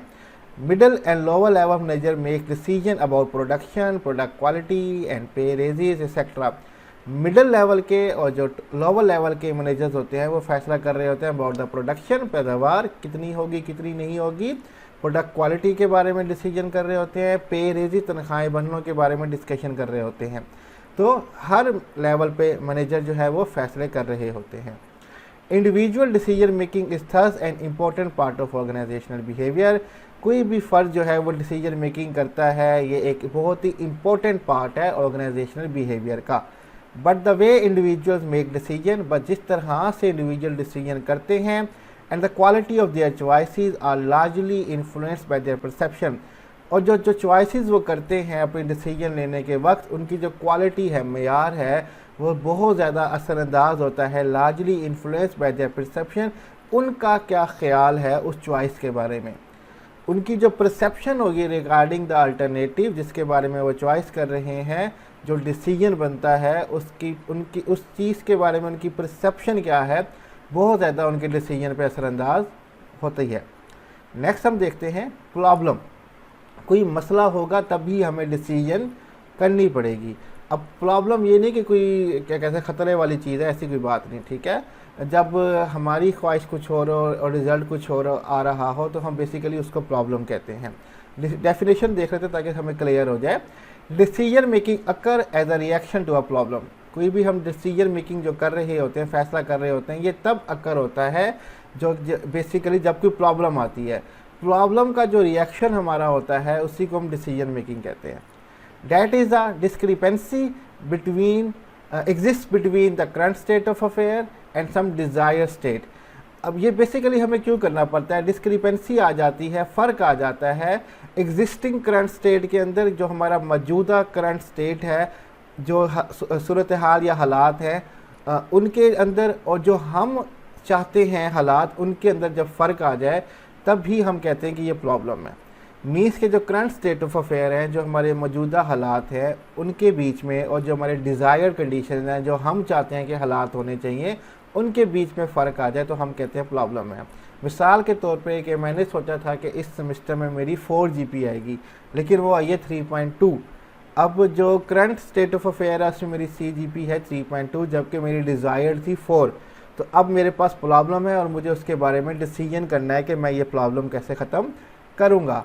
यहाँ पे भी एक एग्जांपल दी गई है, if your car break down, अगर आपकी कार ख़राब हो जाती है, and you rely on it to get to work, और आप उस पर इन्हिसार करते हैं अपने काम पे जाने के लिए, then you have a problem that require a decision on your part. तब आपके पास मसला है और आपको उसके बारे में फ़ैसला करना होगा, ठीक है, कि वो कैसे ठीक करवाएंगे, किससे ठीक करवाएंगे, क्या इशू है, क्या इशू नहीं है, कितने अल्टरनेटिव्स हैं जो ठीक कर पाएंगे, या हमारे पास क्या है कि बेच दें या नहीं ख़रीदें, वो सब अलग बातें हैं जो इसके अंदर आगे जाके हमें फिल करनी पड़ती हैं। यहाँ पे हमने प्रॉब्लम को भी समझ लिया। आगे हम चलते हैं परसेप्शन एंड डिसीजन। अब हमारे फैसलों में परसेप्शन का क्या लिंक होता है हम वो देख लेते हैं। Every decision require us to interpret and evaluate information. जितने भी फैसले होते हैं वो चाहते हैं कि हम मालूमात का तज्जिया करें और इंटरप्रेट उससे नतीजा निकालें कि उस मालूमात से हमें क्या पता चला है। We typically receive data from multiple sources and need to screen, process and interpret them, which data are relevant to the decision and which are not. जब हमें फैसला करना होता है किसी चीज़ के बारे में, मिसाल के तौर पे कि मैंने बाइक ख़रीदनी है, तो मुझे बहुत सारे मल्टीपल सोर्सेज मिलेंगी, कोई रिश्तेदार बताएगा, कोई दोस्त बताएगा ये बाइक ले लो, ये बाइक ले लो, हर कोई इन्फॉर्मेशन देगा। तो जब भी किसी भी चीज़ के बारे में आपने फ़ैसला करना हो तो मल्टीपल सोर्सेज से आपको इन्फॉर्मेशन मिलेगी, तब आप उसकी स्क्रीनिंग करेंगे इन्फॉर्मेशन की, या इसकी इन्फॉर्मेशन तो बेकार है, ये इन्फॉर्मेशन बहुत अच्छी है। छानने के बाद आप अहम इन्फॉर्मेशन निकाल देंगे और उनके बारे में इंटरप्रेट करेंगे, नतीजा निकालेंगे कि which data are relevant to the decision, कौन सा डाटा जो है वो ठीक है या रेलिवेंट ताल्लुक़ रखता है मेरे फैसले से, और कौन सी इन्फॉर्मेशन मेरे फैसले से ताल्लुक़ नहीं रखती, क्योंकि इसी इन्फॉर्मेशन से हमारी परसेप्शन बनती है और फिर ही हम फैसला करते हैं। Our perception will answer that question. हमारा जो परसेप्शन होगी, ख्याल होगी उस इन्फॉर्मेशन के बारे में, वही वो जवाब देगा।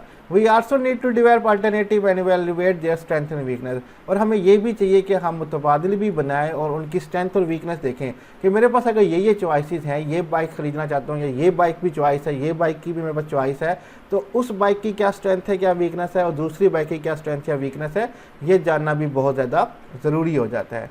अगेन दोबारा our perceptual process will affect the final outcome. जो हमारा परसेप्शनल प्रोसेस होगा कि हम किस तरह किसी चीज़ के बारे में ख्याल बनाते हैं, वही असरअंदाज करेगा हमारे फाइनल आउटकम रिजल्ट के ऊपर। तो इस तरह से हमारा जो परसेप्शन है, ख्याल है किसी चीज़ के बारे में, वही हमारा डिसीजन के अंदर असरअंदाज हो रहा होता है। बाकी हमारे पास डिसीजन मेकिंग प्रोसेस है, जो कि मैंने प्रिंसिपल्स ऑफ मैनेजमेंट के आप कह सकते हैं कि प्ले लिस्ट में पूरा टॉपिक ये कवर किया हुआ है। 8 स्टेप होते हैं डिसीजन मेकिंग प्रोसेस के अंदर। जस्ट मैं यहाँ पे नाम बता देता हूँ। आइडेंटिफाइंग द प्रॉब्लम, सबसे पहले मसला देखें कि आपको क्या है, उसके लिए फिर आपको डिसीजन करनी पड़ेगी। तो पहले आइडेंटिफाई द प्रॉब्लम, के आप ढूंढें कि आपको कि प्रॉब्लम क्या है, मसला क्या है। Identifying decision criteria, standard of selecting something, decision criteria ढूंढें कि क्या है जो आपकी प्रॉब्लम को सोल्व करेगा। Allocating weight for the criteria, फिर उन क्राइटेरिया को वेट दें कि आपने जो क्राइटेरिया ढूंढा है उसमें जो जो चीज़ें हैं उनमें कौन सी चीज़ आपके लिए सबसे ज़्यादा इंपॉर्टेंट की हामी है। डेवलपिंग अल्टरनेटिव, मुतबादिल ढूंढें जो यानी कि आपका मसला ये हल कर सकते हैं, तो कौन कौन उसमें हमारे पास चॉइसेस हैं, अल्टरनेटिव्स हैं जिनको हम चूज़ कर सकते हैं। एनालिसिस ऑफ अल्टरनेटिव, हमें उन जितने भी अल्टरनेटिव हैं उनको एनालिसिस करना है, जायज़ा और तजिया करना है। सेलेक्टिंग एन अल्टरनेटिव, उस अल्टरनेटिव को सिलेक्ट कर लेना है। इम्प्लीमेंटिंग अल्टरनेटिव, उस अल्टरनेटिव को इम्प्लीमेंट करना है। और एवेल्युएट डिसीजन इफेक्टिवनेस, और जब हम उस मुतबादिल को सिलेक्ट कर लेंगे फिर एवेल्युएट करेंगे हमारा डिसीजन जो है वो बेहतर था या गलत था। ये 8 स्टेप हैं डिसीजन मेकिंग प्रोसेस के, ये आपको प्रिंसिपल्स ऑफ मैनेजमेंट की प्लेलिस्ट में भी मिल जाएंगे। तो यहीं पे हमारा जो आज का टॉपिक है वो एंड होता है। स्लाइड्स का लिंक मैं डिस्क्रिप्शन में दे दूंगा, आप वहाँ से डाउनलोड कर सकते हैं। और कोई भी क्वेश्चन टॉपिक से रिलेटेड हो आप हमें कमेंट में पूछ सकते हैं। अपना ख्याल रखिएगा। अल्लाह हाफिज़।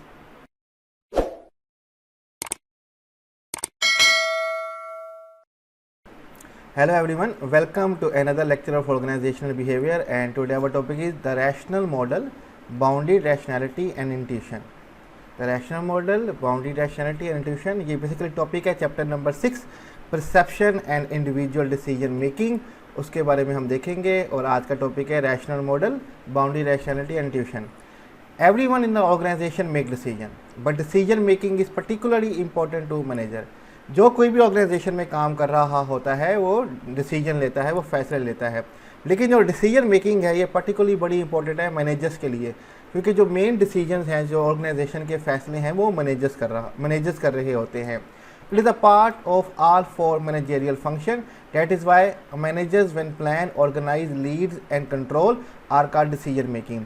जितने भी मैनेजरियल के 4 फंक्शन है, प्लानिंग, ऑर्गेनाइजिंग, लीडिंग, कंट्रोलिंग, ये सब जो है इनमें हम डिसीजन मेकिंग कर रहे होते हैं। डैट इज़ वाई जब भी मैनेजर प्लान करता है, ऑर्गेनाइज करता है, लीड करता है, कंट्रोल करता है, इसको कहा जाता है डिसीजन मेकिंग। कि क्या उसने प्लानिंग की, कैसे उसने चीज़ें तरतीब दी, उसके लिए क्या फैसले किए, कैसे वो लीड कर रहा है और कैसे कंट्रोल, मोनीटर और कोऑर्डिनेट कर रहा है अपने एम्प्लॉय को, ये सब के सब फैसले क्या कहलाते हैं, decision making. Manager make dozen of decision in routine such as which employee will work, what information is needed in report, etc. Manager जो है वो दर्जनों डिसीजन फैसले करता है अपने रूटीन के काम के अंदर, जैसे कि विच एम्प्लॉय विल वर्क, कौन सा एम्प्लॉय कौन सा काम करेगा, what information is needed in a report, कौन सी मालूमात हमें किस रिपोर्ट के अंदर चाहिए, ये भी सारी की सारी बातें जो है वो मैनेजर ही डिसाइड कर रहा होता है। There are 3 perspective on how manager make decision. 3 perspective में हमारे पास नज़रिए हैं कि मैनेजर किस तरह से डिसीजन करते हैं। 1 बाय 1 तीनों को देखते हैं हम। नंबर 1 हमारे पास है rational decision making. Rational mean knowledge based, समझदारी के साथ और बेहतरीन डिसीजन लेना। A type of decision making in which choices are logical and consistent and maximize value.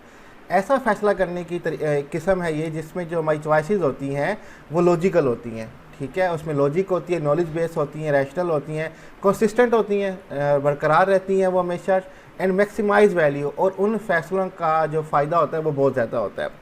We assume that manager decision making will be rational, but decision of Nokia company of not using Android is an example of making decision is example of not making decision rationally। हम ये assume मफरूज़ा लगाते हैं कि जो managers है वो decision करते हैं रैशनली, बिल्कुल सोच समझ के लॉजिकल, जो बेस्ट उनको ऑप्शन मिलेगी उसी को सिलेक्ट वो करेंगे और जिससे मैक्सिमाइज वैल्यू होगी, हम यही सोचते हैं। लेकिन हमारे पास एक नोकिया कंपनी की एग्जांपल है, जब उन्होंने एंड्रॉयड को इस्तेमाल करने से मना किया था और वो अपने ही सॉफ्टवेयर के साथ गए थे, तो वो डिसीजन थी वो बिल्कुल भी रैशनल नहीं थी, जिसकी वजह से उनको काफ़ी नुकसान भी उठाना पड़ा, ठीक है। लेकिन हम मोस्टली अज्यूम यही करते हैं कि मैनेजर्स जो है वही फैसले लेंगे जो बिल्कुल ही फ़ायदेमंद होंगे और लॉजिकल होंगे। Steps in rational decision making model, steps क्या है रैशनल डिसीजन मेकिंग मॉडल के अंदर? ये बिल्कुल वही स्टेप होंगे जो डिसीजन मेकिंग प्रोसेस के अंदर हम बनाते हैं। नंबर 1, डिफाइन द प्रॉब्लम, कि मसला क्या है वो फाइंड करें। आइडेंटिफाई डिसीजन क्राइटेरिया, कि फैसले का क्राइटेरिया तरीक़ेकार क्या होगा जो हमारे प्रॉब्लम को सोल्व करेगा वो देखना है। Allocate weight to the criteria, हर क्राइटेरिया को हम वेट देंगे कि कौन कितना ज़्यादा इंपॉर्टेंट है हमारे लिए। डेवलप द अल्टरनेटिव, अल्टरनेटिव्स निकालें कि कितने मुतबादिल हैं जो हमारा मसला हल कर सकते हैं। एवेल्यूएट द अल्टरनेटिव, उनका जायज़ा करेंगे कि कौन सा सबसे बेहतर है। और finally select the best alternative, जो हमारे प्रॉब्लम को सबसे बेहतरीन तरीके से सॉल्व करेगा। उस वेरिएबल को हम चुन लेंगे, उस अल्टरनेटिव को हम चुन लेंगे। तो ये होगा हमारे पास रैशनल डिसीजन मेकिंग। लेकिन हमेशा हम रैशनल डिसीजन मेकिंग नहीं कर सकते, हमारे कुछ लिमिटेशंस होती हैं। मीन्स के तौर पे कि अगर लैपटॉप लेना हो अच्छा काम करने के लिए तो जो सबसे लेटेस्ट आया होगा मुझे वही ख़रीदना होगा। लेकिन समटाइम फाइनेंशियल इशू हो जाता है, पैसों का मसला हो जाता है, तो पैसों को देखते हुए जो सबसे बेहतर होगा मैं वो ख़रीदना पसंद करूँगा। इस डिसीजन को हम कहते हैं बाउंडेड रैशनैलिटी, कि हम लॉजिकल डिसीजन तो कर रहे हैं लेकिन बाउंडेड हैं, हमारी कुछ लिमिट्स हैं कि हम इनसे आगे नहीं जा सकते। ठीक है, तो इसके बारे में हम देख लेते हैं। More realistic approach to describe how managers make decision is concept of boundary rationality. ये हकीकत पसंद एक नुक्ता नज़र है, अप्रोच है, जो कि बयान करेगी जो मैनेजर्स होते हैं वो डिसीजन कैसे करते हैं। इस कॉन्सेप्ट को हम बाउंड्री रैशनैलिटी कहते हैं। which says that managers make decisions rationally but are limited bounded by their ability to process information। इसका ये कहना है कि जो मैनेजर्स हैं वो बिल्कुल रैशनली डिसीजन करेंगे, फैसले करेंगे, लॉजिकल होगा, उसमें कंसिस्टेंट होगी, अच्छा रिजल्ट आएगा, लेकिन वो बाउंडेड होंगे अपनी एबिलिटी पर जो इन्फॉर्मेशन को प्रोसेस कर सके। मीन्स की उनकी जो काबिलियत होगी वो बाउंडेड होगी। मे बी उनकी फिजिकल स्ट्रेंथ, मे बी उनकी फाइनेंशियल इशू या कोई भी वजह हो सकती है जिसकी वजह से वो बेहतरीन रिजल्ट नहीं लेकिन अपने हदूद में रहते हुए अच्छे रिजल्ट जो है या अच्छे फैसले जो है वो ले पाएगा। They can't analyse all information on all alternative. Manager satisfy rather than maximise. Manager जो है वो तमाम इन्फॉर्मेशन को एनालाइज नहीं कर सकते। जितने भी मुतबादिल हैं समटाइम हमारी हद से बाहर होते हैं, उनको हम नहीं चुन सकते। तो मैनेजर जो है वो सेटिस्फाई कर लेगा रेदर देन मैक्सिमाइज, कि ज़्यादा से ज़्यादा फ़ायदा नहीं लेकिन इतना फ़ायदा हासिल कर लेगा जो उसको इत्मीनान बख्शेगा, मीन्स कि उसकी प्रॉब्लम को सोल्व कर देगा। Because the human mind can't formulate and solve complex problem with full rationality, we operate within the confine of boundary rationality। Human mind जो है वो सही तरीके से फॉर्मुलेट नहीं कर सकता और ना ही सॉल्व कर सकता है कॉम्प्लेक्स प्रॉब्लम को फुल रैशनैलिटी। मीन्स के भी बहुत सी चीज़ें हैं जिनके बारे में ह्यूमन माइंड नहीं सोच सकता या उनको सॉल्व नहीं कर पाया जो कि फ्यूचर में कर पाएगा। तो हम अपने कन्फाइन में रहते हुए, हद में रहते हुए जितना नॉलेज या जितनी समझदारी हमारे पास है उसकी बुनियाद पे ऑपरेट करते हैं और जितनी सेटिस्फेक्शन हमें मिल सकती है हम वो हासिल करते हैं अपने फैसलों से। ये नहीं कि हम मैक्सिमाइज़ कर सकें। ठीक है, फिलहाल जितने हमारे पास लिमिटेशन है उनको देखते हुए हम डिसीजन करेंगे। इसको कहते हैं बाउंड्री रैशनैलिटी। ठीक है, कि अपनी हदूद में लिमिटेशन में रहते हुए डिसीजन करना। नेक्स्ट हमारे पास है इंट्यूशन। ठीक है, इल्हाम इसको उर्दू में कहते हैं, गट फीलिंग। ठीक है, जिसको आप अक्सर सिक्स सेंस कहते हैं कि भैया मेरा दिमाग कह रहा है कि ये होने वाला है तो मैं ये फैसला कर रहा हूँ। ठीक है, इस तरह की जब हम डिसीजन करते हैं इसको इंट्यूशन कहते हैं। Intuition decision making is a making decision on the basis of experience, feeling and judgement. आप तजर्बे की बेस पे, जज्बात की बेस पे और जजमेंट की बेस पे जब आप फैसले कर रहे होते हैं इसको हम इंट्यूशन डिसीजन मेकिंग कहते हैं। While intuition is not rational if it isn't necessary wrong. जो इंट्यूशन है ये रैशनल नहीं होती, मीन्स में लॉजिक नहीं होती, हम एक पैटर्न नहीं देख रहे होते, लेकिन it doesn't mean it isn't necessary wrong. लेकिन इसका मतलब ये नहीं है कि ज़रूरी हो कि ये गलत हो, ऐसा भी नहीं है। ठीक है, इंट्यूशन के फैसले एक्सपीरियंस बेस होते हैं, समटाइम फीलिंग्स अंदर से आ रही होती हैं वो ठीक बात बताती है, जजमेंट बेस पे होते हैं, तो समटाइम ये फैसले भी ठीक हो जाते हैं। Know that it always contradict rational analysis rather than two can complement each other. ये हमेशा डिनाई भी नहीं करती रैशनल एनालिसिस को। इंट्यूशन जो है, इंट्यूशन ये नहीं कहती कि रैशनल एनालिसिस नहीं करना चाहिए, रेदर देन दोनों को एक दूसरे के साथ मिलकर चलना चाहिए। हाँ, मेरा इंट्यूशन ये कह रहा है लेकिन मुझे फिर भी तहकीक करनी चाहिए कि ठीक है कि नहीं, रैशनल भी साथ चलना चाहिए। इंट्यूशन और रैशनल को मिलकर काम करना चाहिए। Researcher says manager use 5 different aspect of intuition in decision making. Researchers का कहना है मैनेजर जो हैं वो 5 डिफरेंट पहलू का इस्तेमाल करते हैं intuition decision making of intuition अपने इल्हाम के डिसीजन मेकिंग के अंदर। अब कौन कौन से हैं? नंबर 1 है एक्सपीरियंस बेस्ड डिसीजन। तजुर्बे की बुनियाद पे कि यह पहले ऐसे हुआ था अब भी ऐसे होगा, मेरा तजुर्बा ये कहता है, ठीक है। इसकी बुनियाद पर डिसीजन करना वो अलग बात है कि वो डिसीजन ठीक होती है कि नहीं, लेकिन तजुर्बे की बुनियाद पे कर रहे होते हैं हम। इफेक्ट इनिशिएटेड डिसीजन, आपकी फीलिंग्स, आपके इमोशंस आपको जगाते हैं और आपसे वो डिसीजन करवाते हैं। अब ज़रूरी नहीं कि वो गलत हो और ज़रूरी नहीं कि वो ठीक हो, लेकिन डिसीजन करवाते हैं। हमारे एहसास जज्बात में आके हम अक्सर कोई फैसला कर लेते हैं। Cognitive based decision, knowledge based, ठीक है, थोड़ा बहुत सोच समझ के, ठीक है, रैशनल होकर डिसीजन करना, ये भी इंट्यूशन के अंदर आ जाता है। ये भी एक पहलू है कि आप इंट्यूशन तो कर रहे हैं लेकिन आप नॉलेज की बुनियाद पे कर रहे हैं। सबकॉन्शियस मेंटल प्रोसेसिंग, हमारे दिमाग में बहुत सी बातें चल रही होती है जो हम नहीं सोच रहे थे लेकिन फिर भी चल रही होती है, और अक्सर वही बातें हमारे मेंटल को प्रोसेस करवाती हैं, हमसे डिसीजन लेने को कह देती हैं कि एंड टाइम पे हम ऐसा फैसला कर लेते हैं जो हमने सोचा नहीं होता, लेकिन सबकॉन्शियस माइंड की वजह से हम वो फैसला ले लेते हैं, ठीक है। वैल्यू और एथिक्स बेस्ड डिसीजन, हमारी कुछ वैल्यूज़, कुछ प्रिंसिपल्स होते हैं, कुछ एथिक्स हैं, मोरल करैक्टर्स हैं, उनको हम मानते हुए डिसीजन लेते हैं कि यार मेरा असूल ये कहता है, मेरे एथिक्स मुझे ये कहते हैं, तो मुझे ये डिसीजन लेना ही लेना है। तो ये हमारे पास 3 तरह के डिसीजन लेने के तरीके थे, रैशनल, बाउंड्री रैशनैलिटी और इंट्यूशन, जो कि मैनेजर जो है इन 3 तरीक़ों से फैसले ऑर्गेनाइजेशन के अंदर ले रहे होते हैं। यहीं पे हमारा जो आज का टॉपिक है वो ख़त्म होता है। स्लाइड्स का लिंक मैं डिस्क्रिप्शन में दे दूँगा, आप वहाँ से डाउनलोड कर सकते हैं। कोई भी क्वेश्चन रिलेटेड टू टॉपिक हो आप कमेंट में मुझसे पूछ सकते हैं। अपना ख्याल रखिएगा, अल्लाह हाफिज़।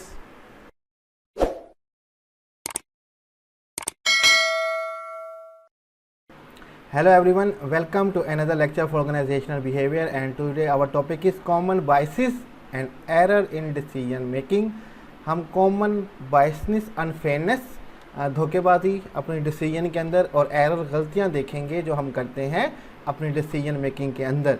ये बेसिकली टॉपिक है chapter number 6, perception and individual decision making of organisational behaviour, और हम देखते हैं common biases, unfairness and error in decision making.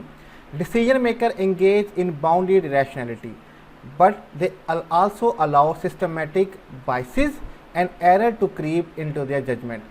Decision maker जो हैं वो इंगेज होते हैं इन बाउंड्री रैशनैलिटी, कि वो सोच विचार करके सबसे बेस्ट डिसीजन ले रहे होते हैं, लेकिन विद इन देयर लिमिट, चाहे वो लिमिट फाइनेंशियल हो, इंटेलेक्चुअल हो, जो भी हो, लिमिट के अंदर रहते हुए जो सबसे बेहतरीन फैसला होगा वो ले रहे होते हैं। But they also allow systematic biases, लेकिन वो कुछ अनफेयरनेस भी अलाउ करते हैं, धोखेबाजी भी कह सकते हैं, बदगुमानी भी कह सकते हैं, वो भी अलाउ करते हैं। And error to creep into their judgement, और गलतियों को भी ग्रो करते हैं अपने जजमेंट के अंदर, ताकि उनकी डिसीजन मेकिंग को एक्सेप्ट किया जा सके। To minimize effort and avoid difficult, people tend to rely too heavily on experience, gut feeling, and convenient rules of thumb। These shortcuts can be helpful, however, they can also distort rationality। अपनी efforts को minimise, कम से कम करने के लिए और avoid difficult और मुश्किलात को अवॉइड करने के लिए लोग जो हैं वो मोस्टली डिपेंड करते हैं अपनी एक्सपीरियंस, तजुर्बे के ऊपर। इस बिना पे डिसीजन कर रहे होते हैं, या गट फीलिंग आप कह सकते हैं कि सिक्स सेंस, ठीक है, उनके गट्स कह रहे हैं तो वो उस पर डिपेंड कर रहे होते हैं। या convenient rule of thumb, rule of thumb के बारे में हम पहले बहुत डिस्कस कर चुके हैं। जनरल मेथड जो होते हैं चीज़ों को सॉल्व करने के लिए, हम वही मेथड का यूज़ कर रहे होते हैं अपने हर प्रॉब्लम को सॉल्व करने के लिए। This shortcut can be helpful, ये शॉर्टकट हेल्पफुल भी हो सकते हैं, लेकिन कभी कभी क्या होता है कि जो हमारे रैशनल डिसीजन होते हैं उनके अंदर ये डिस्टॉर्ट यानी कि फाल्सीफाई पैदा कर देते हैं कि गलत चीज़ें हमारी हो सकती हैं, ठीक है। Let's discuss most common biases in decision making, जो बहुत कॉमन आम रूटीन में जो कि अनफेयरनेस की जाती है डिसीजन मेकिंग के अंदर, हम उनके बारे में डिस्कस करते हैं।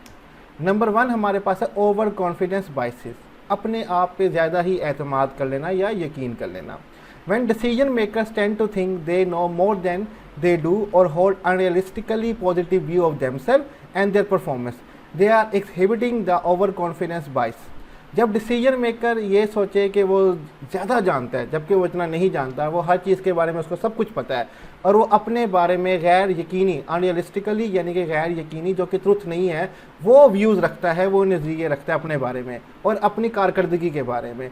ये जब वो जाहिर कर रहा होता है कि वो ओवर कॉन्फिडेंस है, उसको अपनी बातों पे ज़्यादा ही यकीन है, हर चीज़ उसको पता है, ये चीज़ जाहिर कर रही होती है ओवर कॉन्फिडेंस बाइस।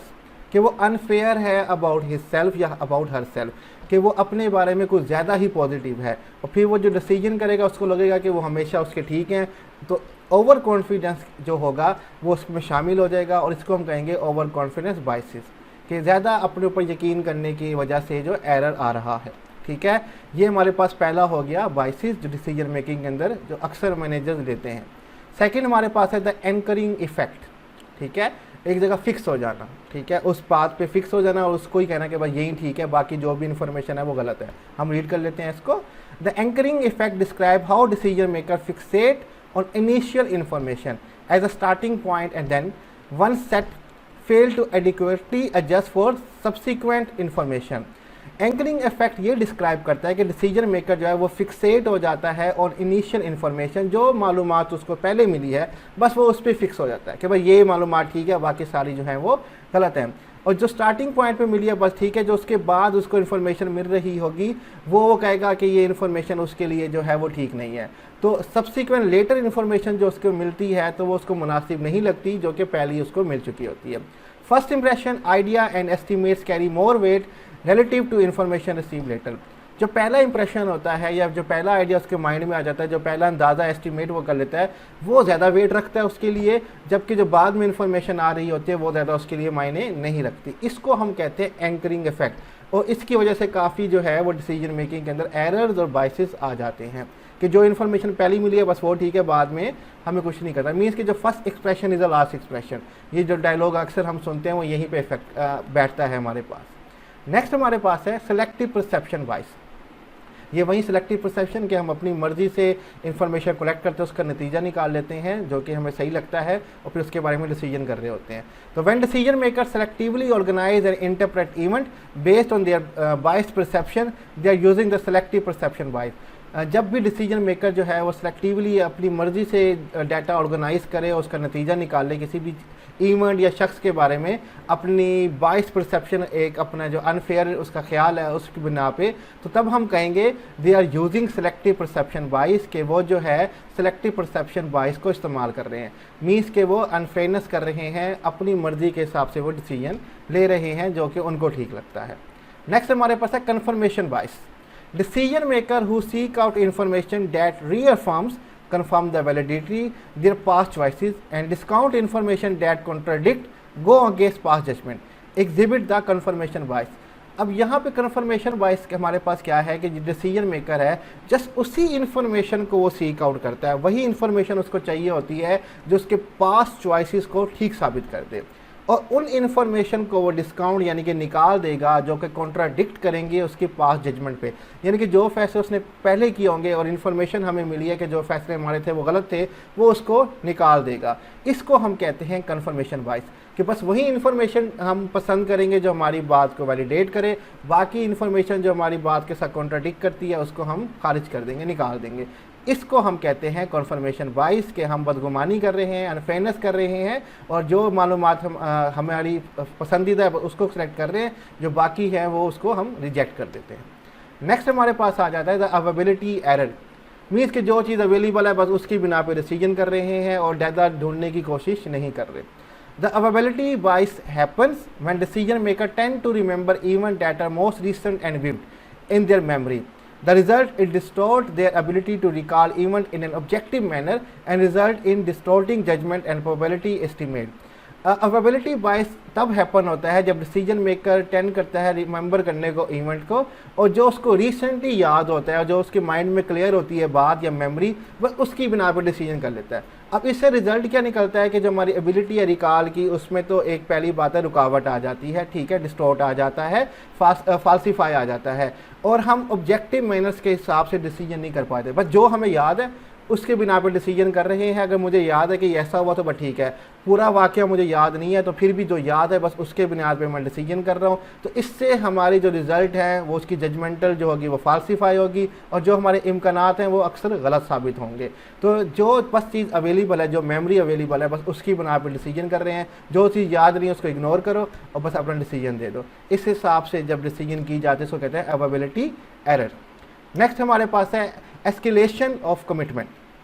ठीक है, सीरियसनेस जब आप किसी चीज़ के बारे में सीरियस हो, चाहे वो गलत ही हो, बस आपने कमिटमेंट की हुई है तो आप वो डिसीजन कर रहे होते हैं।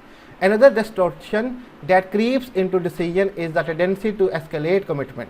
एक जो अदर फाल्सिफिकेशन है, डिस्टॉर्शन है, जो कि ग्रो करती है हमारे डिसीजन मेकिंग के अंदर, क्रीप करती है, वो टेंडेंसी है सीरियसनेस ऑफ कमिटमेंट। ठीक है, escalation of commitment refer to staying with an decision even when there is a clear evidence it is wrong. Escalation of commitment का मतलब है कि मैंने अपनी कमिटमेंट कर दी है, चाहे वो गलत ही क्यों ना हो साबित हो रही हो, लेकिन फिर भी मैंने कमिटमेंट की हुई है तो मैं डिसीजन करके ही रहूँगा। आल्सो कंसीडर अ फ्रेंड, मिसाल के तौर पे एक दोस्त है आपका, who has been dating someone for several year, वो किसी को बहुत सालों से डेट कर रहा है। ठीक है, also he admit things aren't going too well, जबकि वो इस बात का भी एतराफ़ करता है, इस बात को भी मानता है कि जो चीज़ें हमारे बीच में हैं वो कोई ख़ास नहीं जा रही जिसके साथ वो डेट कर रहा है। He says he still going to marry her, लेकिन वो भी कहता है कि वो उससे शादी करेगा। उसकी जस्टिफिकेशन क्या है? ठीक है, I have a lot invested in the relationship, मैंने इस रिलेशनशिप में बहुत ज़्यादा इन्वेस्ट किया है। ठीक है, तो अब मैं इसको नहीं छोड़ सकता क्योंकि मैं सालों से उससे डेट कर रहा हूँ, बहुत ज़्यादा टाइम मैंने सर्व किया है, माना कि चीज़ें ठीक नहीं है हमारे बीच में, लेकिन अब मैंने बहुत टाइम स्पेंड कर दिया, तो मैं शादी इसी से करूँगा। इसको कहते हैं एक्सकेलेशन of commitment. Seriousness of commitment की बुनियाद पर आप क्या कर रहे हैं? डिसीजन कर रहे हैं। नेक्स्ट हमारे पास है रेंडमनेस एरर और रिस्क अवर्जन। तो रेंडमनेस एरर देख लेते हैं अनप्रेडिक्टेबिलिटी की बेस पे। Most of us like to think we have some control over our world and our destiny. अक्सर हमें से ये लोग ये सोचते हैं कि जो कुछ हमारे इर्द गिर्द दुनिया में हो रहा है और जो हमारी डेस्टिनी है उसके ऊपर हम काफ़ी हद तक अपना कंट्रोल रखते हैं। Our tendency to believe we can predict the outcome of random event is a randomness error. और हमारी जो टेंडेंसी है, हद है, जो कि हम बिलीव करते हैं कि हम अपने नताइज को प्रिडिक्ट कर सकते हैं पहले से, यानी कि पहले से हम फ्यूचर के बारे में बता सकते हैं कि क्या इवेंट होने वाले हैं, इसको हम कहते हैं रेंडमसन एरर।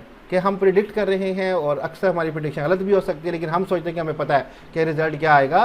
तो इस तरह की जब हम डिसीजन लेते हैं तो इसको हम कहते हैं रेंडमसन एरर। लास्ट हमारे पास है रिस्क अवर्जन। ठीक है, आई थिंक लास्ट ही हमारे पास risk aversion. The tendency to prefer a sure gain of moderate amount over a riskier outcome even if the riskier outcome might have a higher expected पे off. टेंडेंसी हमारी limit है कि हम prefer करते हैं sure gain of moderate amount, कि दरमियाना अमाउंट हमें मिल जाए अपने डिसीजन के साथ, यानी कि जो फ़ायदा है हमारा डिसीजन जो है उससे बस मॉडरेट अमाउंट हमारी फेवरेट जो हमें चाहिए वो मिल जाए। जबकि अगर हम रिस्कियर डिसीजन लेंगे उसके आउटकम ज़्यादा बेहतर होंगे। ठीक है, even if riskier outcome might have higher expected पे ऑफ, जबकि अगर हम रिस्क वाली डिसीजन लेंगे उसका जो फ़ायदा है वो हमें दुगना होगा। लेकिन हम कहते हैं नहीं, हमें बस वो डिसीजन लेना है जिसमें रिस्क कम हो, ख़तरा कम हो, चाहे फ़ायदा नॉर्मल ही हो, तो हम वही वाला डिसीजन लेंगे। इसको कहते हैं रिस्क अवर्जन। खतरे को, रिस्क को हम दूर रखते हैं। ठीक है, तो ये हमारे पास 8 जो है कॉमन बाइस्ड एंड एरर हैं डिसीजन मेकिंग के अंदर। ठीक है, आई होप कि आपको लेक्चर समझ आ गया होगा। यहीं पे हमारा लेक्चर जो है आज का एंड होता है। स्लाइड्स का लिंक मैं डिस्क्रिप्शन में दे दूंगा, आप वहाँ से डाउनलोड कर सकते हैं और कोई भी टॉपिक से रिलेटेड क्वेश्चन हो आप कमेंट में मुझसे पूछ सकते हैं। अपना ख्याल रखिएगा। अल्लाह हाफिज़।